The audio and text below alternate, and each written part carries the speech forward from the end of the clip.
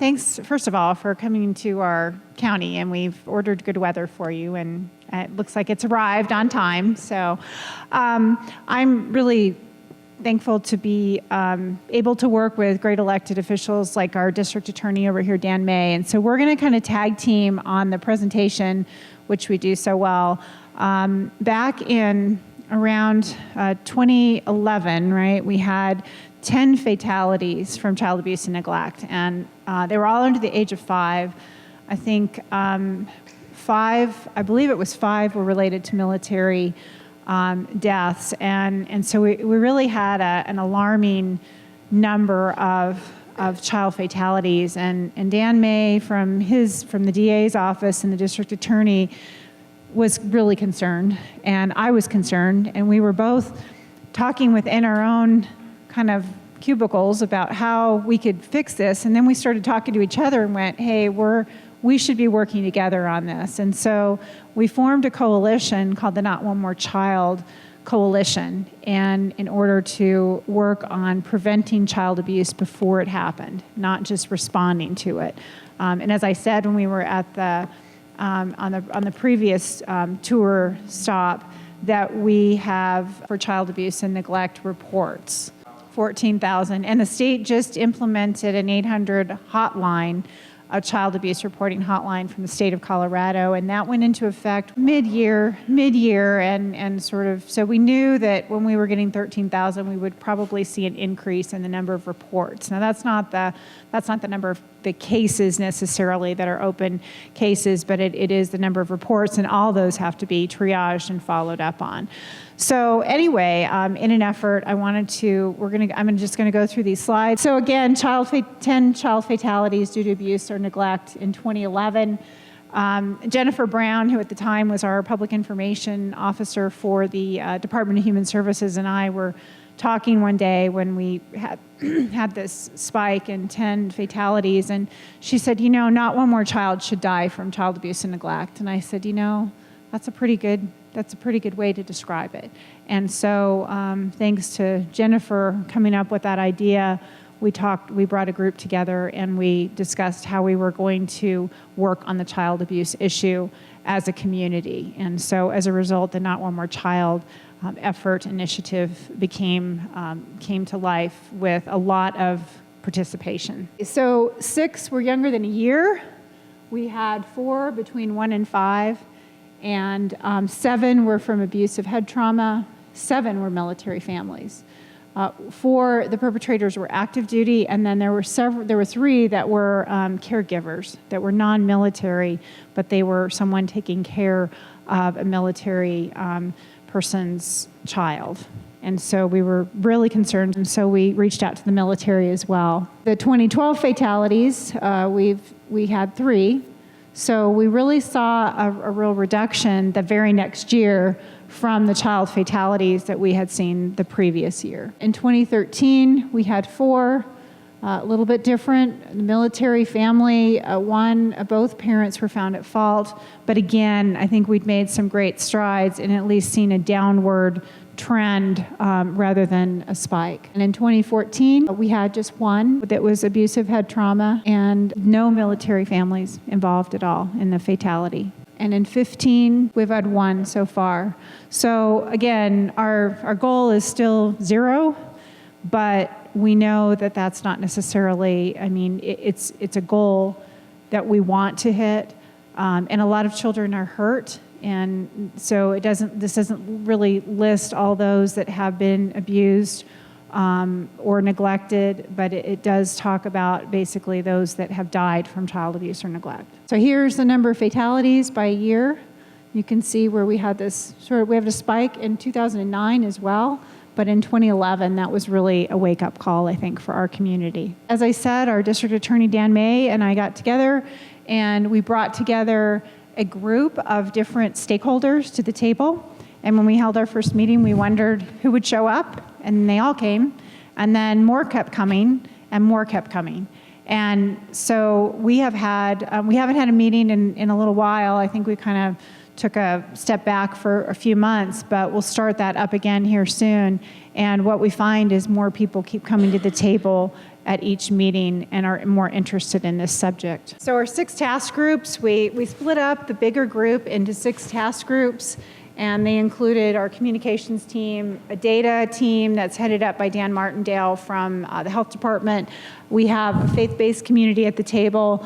We brought together first responders, medical community, and then the military. And those were the ones that really came to the table, and those task groups would meet independent and then bring back their information to the bigger group. Communications really worked on a communications plan. We did outreach to see if we could find some dollars and some private funding for doing outreach, PSAs, public service announcements, and we had some really, I think, some good efforts from the media to really jump onto this too and help us out.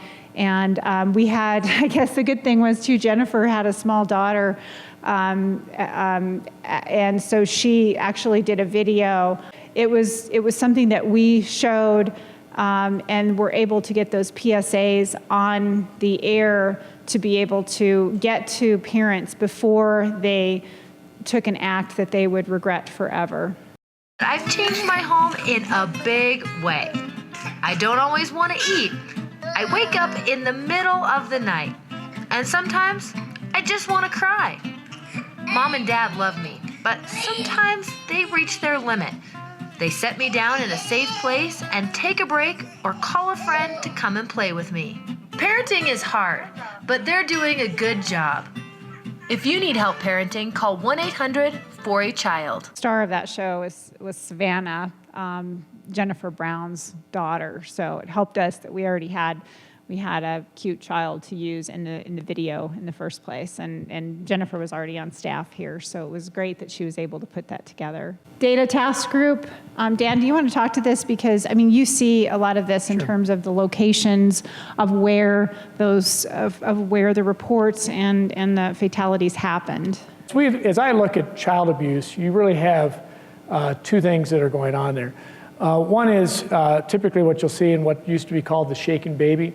And it's usually some stress level that's building.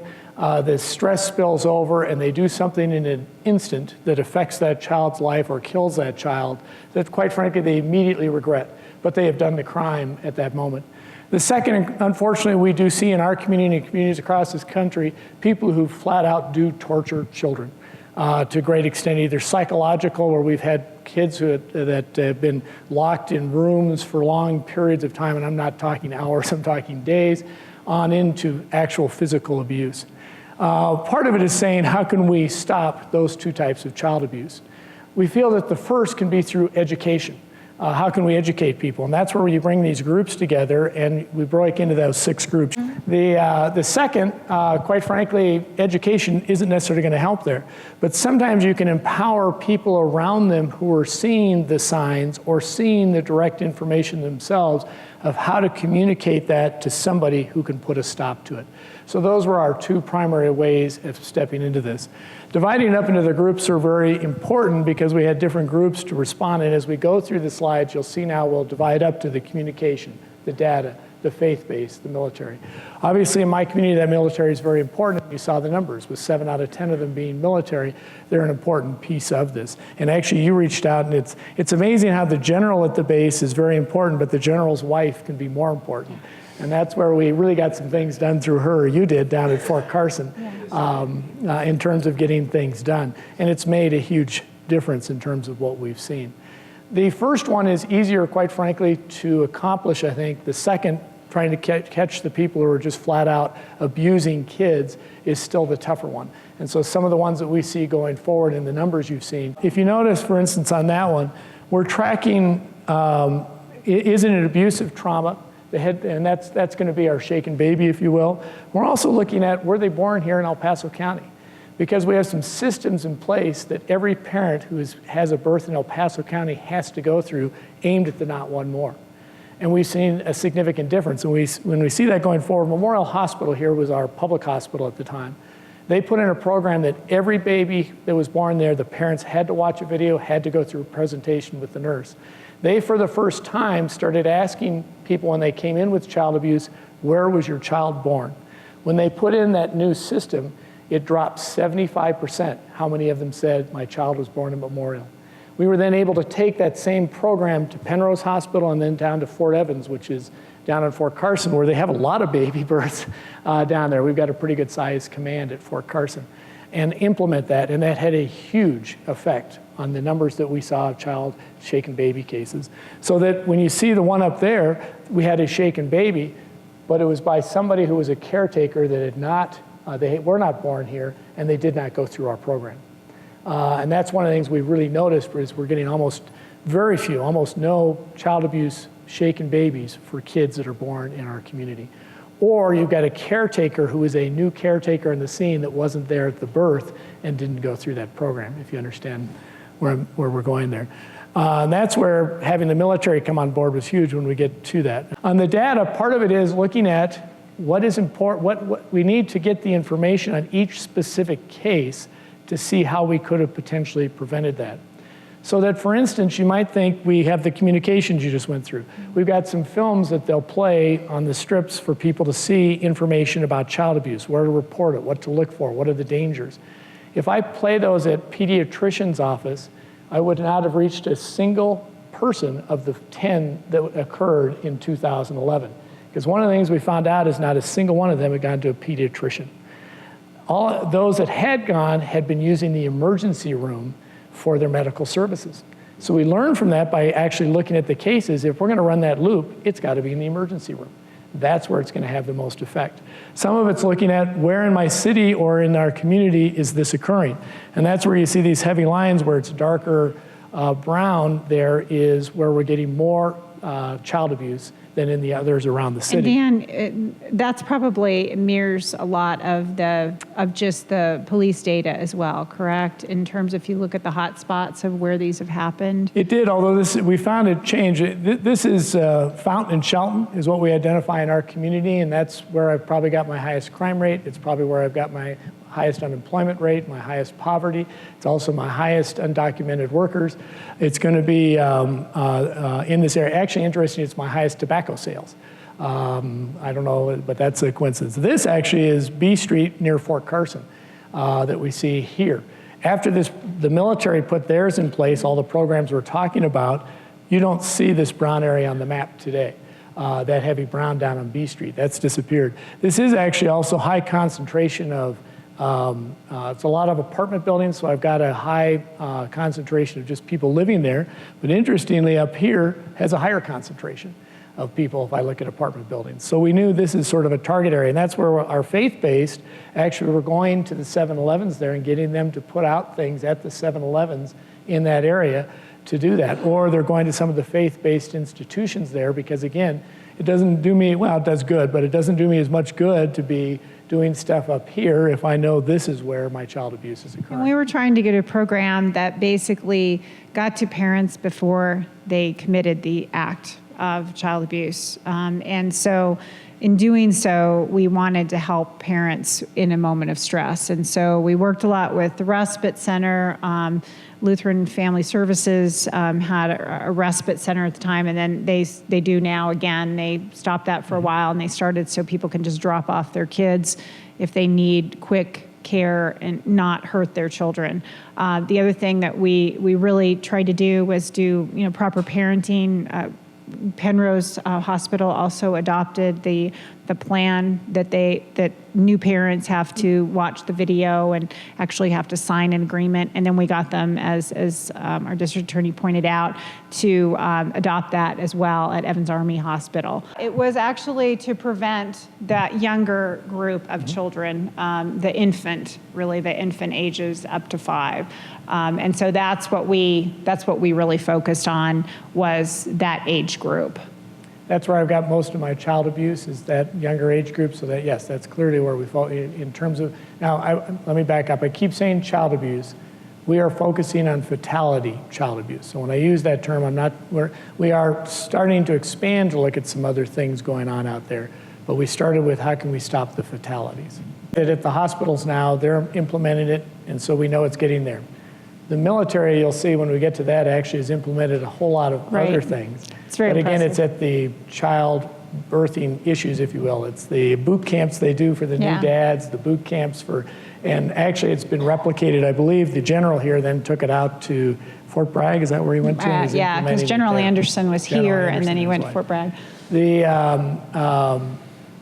I don't think we've approached like foster homes to say, should people who are going to do foster care have to go through the same training? I will say the foster group's probably a type that if you thought it was beneficial compared to the rest of your program to make them watch that same film they're doing with the new kids, you can implement. Other caretakers, and when I say that, it can be the babysitter, the family member, or the person down the hall. I don't think I can mandate them into that. Certain groups are more of a captive audience. Our focus has been those that didn't want to, that just in a moment of anger took it out on a child. I mean, we had one, I think, that the caregiver had, dropped the baby on the floor, thrown it on the floor, and the baby died. And so those kinds of things that have happened was mostly to reach out to parents that want to be good parents, but they just get at the end of their rope. And no child has died by just closing the door and leaving them in a crib and just leaving them for a few minutes to take a break. And that's the message that we were trying to get across. We also were working with the 1-800-4CHILD, which offers 24-hour-a-day assistance to just talk to parents and talk them through it if they're having a stressful situation. It's not an enforcement. It's not where you're self-reporting to say, I'm going to abuse my child. It's really a helpline to have trained counselors on the other end of the phone, much like suicide prevention, when you're trying to help those young parents. Most of my child abuse deaths are going to be that shaken baby, so it's easier to measure when I see the drop. And I can look and see how many didn't live here, so they didn't go through our training. It's harder to measure someone calling Rick Bankston's group and reporting something and did that prevent a death. So it's one that's harder for us to even tell you that we did, the successes we necessarily got. The one group that I think we really have zero effect on is I have had, for instance, at least one murder-suicide where they kill the children and then also themselves. And I'm not sure there's much I can do about that at all, quite frankly. Unless somebody's seen the signs again and can report it. So it is a tougher group because we have had some flat out just that type murder situation, and that one education's isn't going to probably help us at all. Does that sort of answer your question also? Rick might answer whether they see increases in reports, and I will say when he told you the $1,200 a month, was it $1,200 a month? $1,200 a month. Now that's people calling and making a report. That's not when they start getting deep in the weeds and saying, is this a legitimate report? And when they go out and check it out, is it founded? Because that number becomes significantly less when we get down to what's founded. United Way 211 here has a 211 system, but they're not staffed 24 hours a day, and they're not really trained counselors to help. So we wanted to be able to get immediate help for someone who was in a stressful situation and not have to send them through one and then another number and then another number. But they will refer to 1-800-4CHILD if they know that that's the situation. Did you set that up, 1-800-4CHILD? We didn't set it up.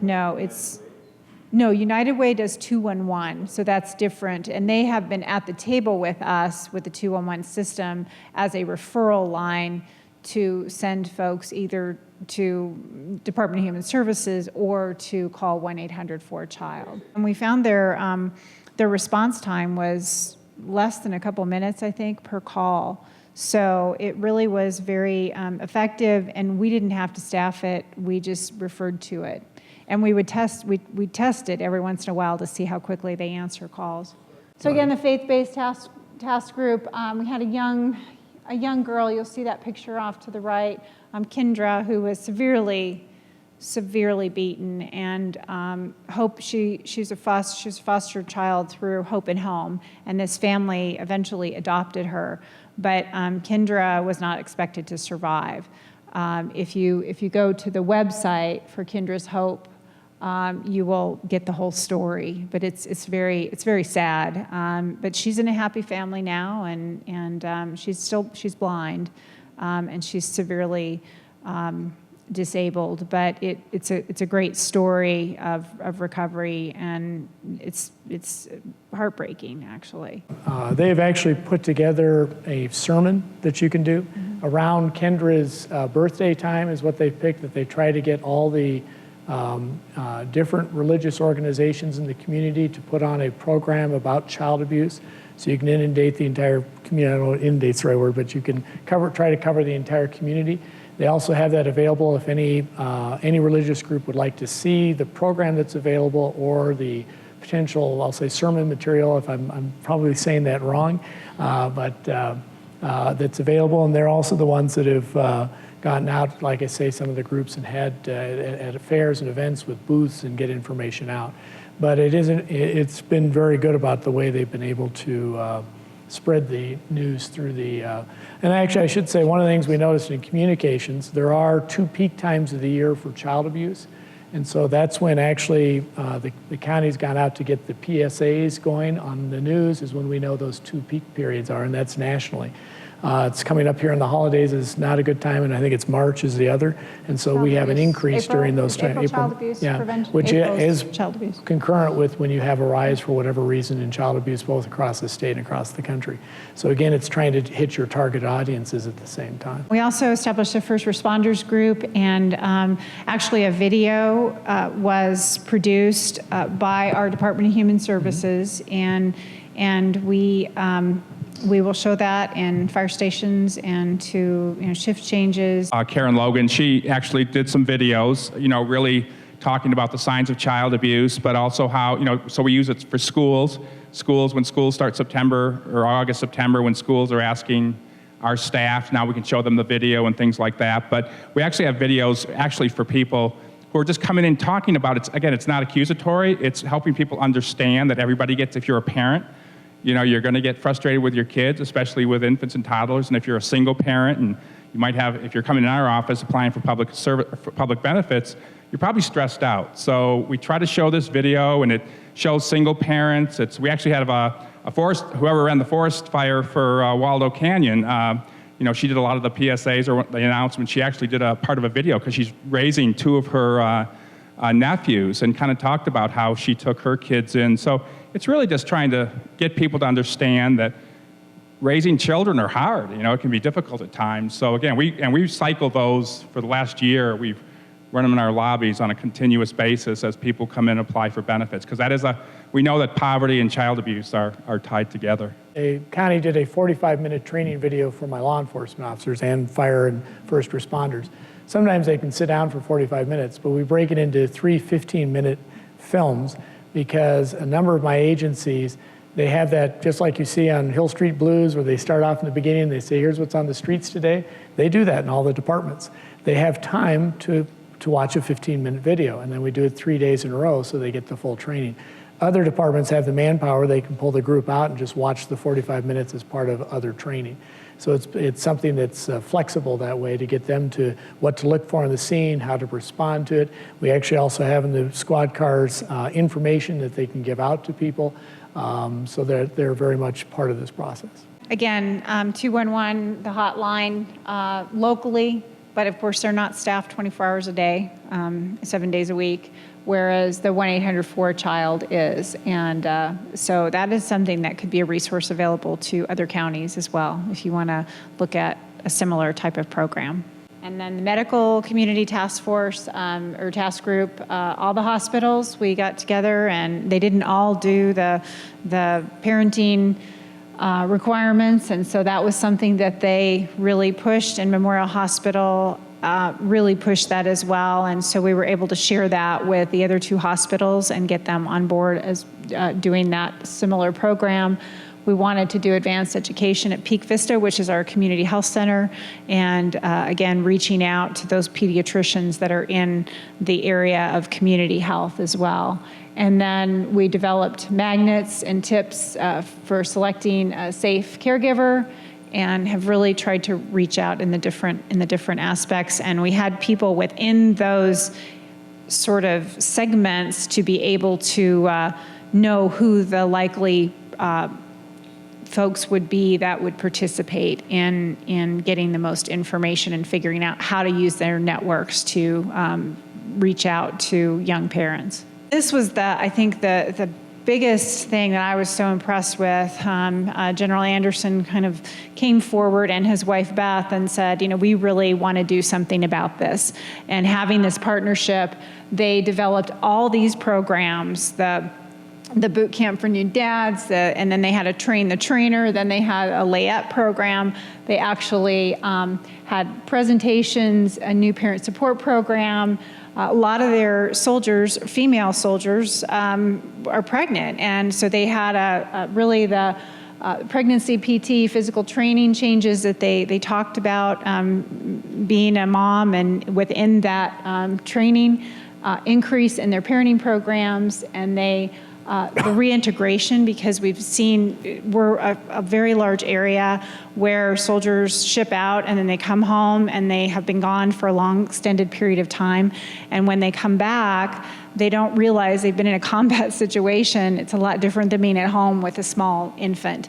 And so trying to reintegrate those dads and moms back into a family life when they've been in a combat situation was really important.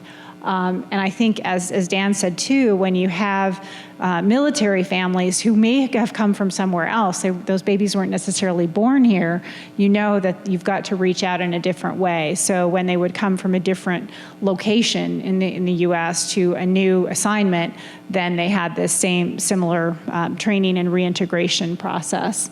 And just great command support. We've had good command support through the years from the post, and I think we have regular, I'm trying to remember some of the other military installations. Peterson Air Force Base has been at the table, as well as the main military groups have been at the table trying to figure out how to reach out better within their installations. We have 5 military installations here in El Paso County. We have found as they change commands, it's important to go talk to the new command to make sure it's a priority. When we had one change of command, because they need space to do some of these programs, and one of the changes in command saw a better priority for the space. So we as a community had to sit down and say, I know you're not aware of this program, it's not on other bases, we think it's doing fabulous things, and they agreed. And there is an importance of sort of educating.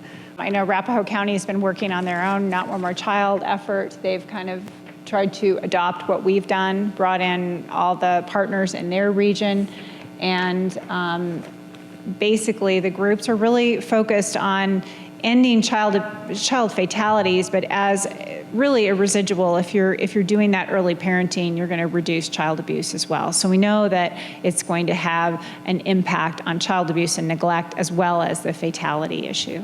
In 2011, we had 10 child fatalities. And yeah, as you can see on the screen, there was obviously a spike in 2009, but then in 2011, we saw 10. And then, as you can see, we've seen a drop. 2013, it went up a little bit, but then 2014 and 2015 have been very stable. What got it for us is one fatality. My city of Colorado Springs. I'm the district attorney in 2 counties, El Paso and Teller, which is essentially each side of Pikes Peak. My largest municipality is Colorado Springs. They average about 25 homicides a year, and that's pretty standard for, quite frankly, probably decades. We went over 30, and it was a record year in 2011. So that's, as you're getting towards the end of the year, analyzing why do we have this spike, what's going on, and that's when we noticed it was the child abuse deaths. That was the spike in Colorado Springs, and that's what, when we started talking, and that's what got the interest, of saying we need to be able to stop this. If it's gangs, then we look at gang issues. If it's domestic violence, you try to analyze and see what's going on. This one was child abuse. Call a meeting and people come, and when they hear that they can make a difference and you want them engaged, we seem to get folks to the table. I mean, we had CASA and TESA and the hospitals, and the fire department came, police department really engaged with the police department, and they kind of headed up the law enforcement component. So we try to get professionals who were in their own circles of knowledge to then take that and run with it and figure out best ways to reach out. But mainly it was just knowing how to connect people and inviting them to a meeting, and they came. and then they kept coming, and then they kept talking to someone else who came, and then they came. So I think that's how it just all starts. Well, I think it is intended to have a larger outreach than just the child fatality, to reduce child abuse and neglect cases as well. And so with that, yes, and I think we're talking about that now within our group in terms of where we go from here, because it's an important piece of it, and we want to keep it going. So, down the road, down the path, we want to keep this conversation going and continue to reach out to young parents to reduce child abuse and neglect and child fatalities. And part of it was to keep the group active in it and also have information you're going to deal with. Initially, it was every month in 2011. At some point, we cut back to every quarter, and you still keep new information going.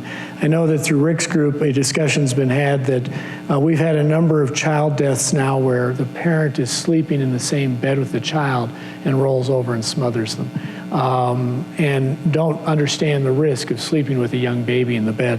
This type program we've talked about would fit very well into getting that same information out of this is the result that you could get here. So I know that other kind of SIDS type situations we've talked about. I know the child rolling over, we had a little spike or an unusual number of that. I think it was last year.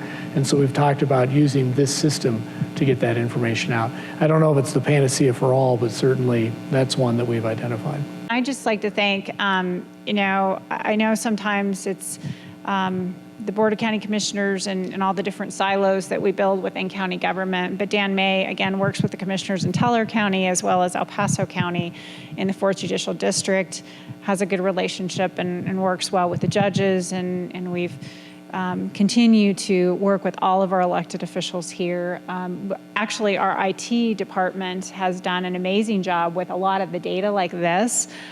They have done an amazing amount of stuff with GIS that has really helped us to identify and really take a personal interest in this. And you wouldn't think that someone in sort of the IT department would really care about child abuse and neglect, that they're so focused on data, but they really did take this to heart and wanted to be able to identify it so we could find those hot spots and then really reach out in those specific areas and neighborhoods. So thanks. Anything else, Dan?